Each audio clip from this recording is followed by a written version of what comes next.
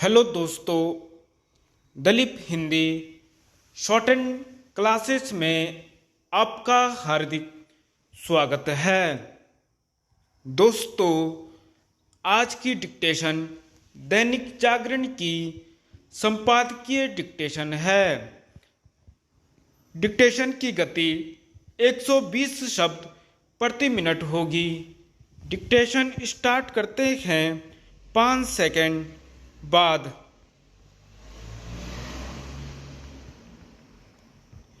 विश्व के समक्ष नया संकट। फलस्तीनी आतंकी गुट हमास ने इजरायल में घुसकर जैसा भयावह हमला किया वह एक तरह का आक्रमण ही है। यही कारण है कि इजरायल ने इसे युद्ध की संज्ञा देते हुए कहा कि उसके शत्रुओं को इस जंग की ऐसी कीमत चुकानी होगी जिसकी उन्हें कल्पना भी नहीं होगी। फलस्तीनी आतंकी समूह इसके पहले भी इजरायल में हमले करते रहे हैं, लेकिन युद्ध सरीका इतना व्यापक हमला संभवतः पहली बार है। इस बार हमास के आतंकी समुद्री और जमीनी मार्ग के साथ पैराग्लाइडिंग के सहारे भी इजरायली सीमा में घुसने में सफल रहे। हमास आतंकियों ने इजरायल में हजारों रॉकेट दागे और वहां के नागरिकों पर अंधाधुंध गोलियां बरसाने के साथ लोगों को घरों में घुसकर मारा। उन्होंने इजरायली सैनिकों के साथ महिलाओं और बच्चों को भी बंधक बनाकर उनकी हत्या कर दी। कुछ बंधकों को वे अपने साथ भी ले गए। जितना यह स्पष्ट है कि हमास ने पूरी तैयारी के साथ इजरायल पर धावा बोला, उतना ही यह भी है कि इजरायली खुफिया एजेंसियों को उसकी तैयारियों की भनक नहीं लग पाई। इसी कारण उसे बड़ी क्षति उठानी पड़ी। इजरायल और फलस्तीन के बीच एक ऐसे समय जंग छिड़ी है जब विश्व समुदाय रूस यूक्रेन युद्ध के चलते पहले से ही त्रस्त है। इजरायल और फलस्तीन के बीच लड़ाई ने विश्व शांति के लिए एक नया संकट पैदा कर दिया है। इस लड़ाई के चलते विश्व समुदाय में विभाजन की खाई और चौड़ी ही होगी। इसकी अनदेखी नहीं की जा सकती कि ईरान के साथ साथ अन्य कई इस्लामी देशों ने हमास की तरफदारी की है। हमास की खौफनाक हरकत ने सऊदी अरब एवं इजरायल के बीच संबंध कायम होने की संभावनाओं को सियाह करने का भी काम किया है। यह मानने के अच्छे भले कारण है कि ईरान को सऊदी अरब एवं इजरायल की निकटता रास नहीं आ रही थी और इसीलिए उसने हमास को इजरायल पर आक्रमण करने के लिए उकसाया। हालांकि संयुक्त राष्ट्र ने हमास के जघन्य हमले की निंदा की है, लेकिन इसमें संदेह है कि वह अथवा उसकी सुरक्षा परिषद शांति कायम करने में सक्षम हो सकेगी।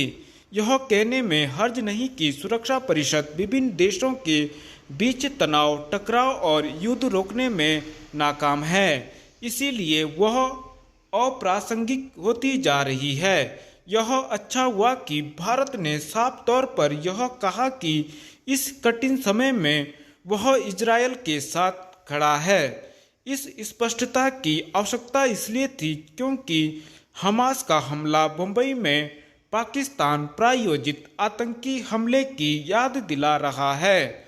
हमास के आतंकियों ने इजरायल में 26/11 की तरह से, लेकिन उससे कई गुना भीषण हमला किया है। उसे इसकी कीमत चुकानी ही चाहिए।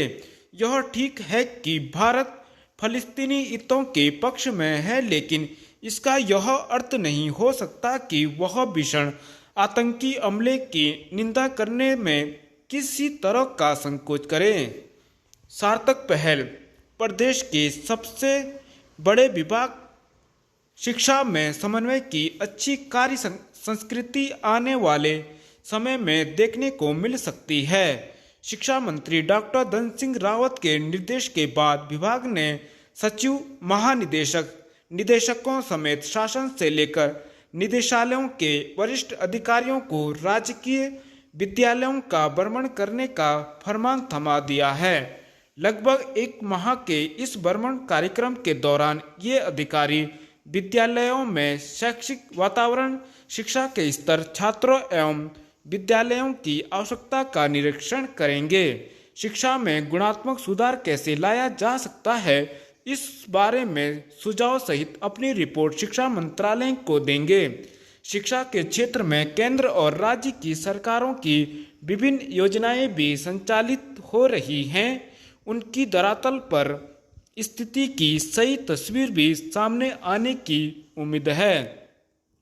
द्विस्तरीय भ्रमण कार्यक्रम के पहले चरण में समस्त खंड शिक्षा अधिकारी अपने अपने विकास खंड में विद्यालयों का भ्रमण कर रिपोर्ट तैयार करेंगे।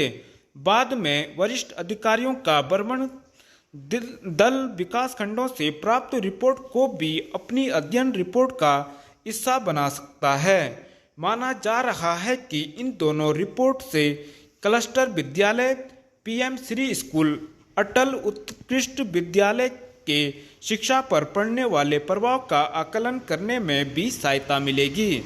विद्यालयों में शौचालयों, पुस्तकालयों, प्रयोगशालाओं, खेल मैदान समेत मूलभूत सुविधाओं की वस्तु स्थिति सामने आने के बाद वर्तमान बजट के साथ ही आने वाले बजट में भी इस संबंध में आवश्यक प्रावधान किए जा सकेंगे।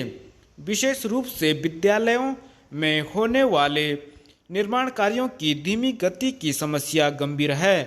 कार्यदायी संस्थाएं अपने कामकाज में सुधार नहीं कर पा रही हैं। उच्चाधिकारियों का सामना जब इन स्थितियों से होगा तो इन समस्याओं के समाधान को ठोस कार्य योजना बनाई जा सकेगी। शिक्षा में सुधार को किए गए विभिन्न प्रयोगों का परिणाम क्या रहा, इस संबंध में नीतिगत निर्णयों से जुड़े वरिष्ठ अधिकारियों की रिपोर्ट महत्वपूर्ण साबित हो सकती है।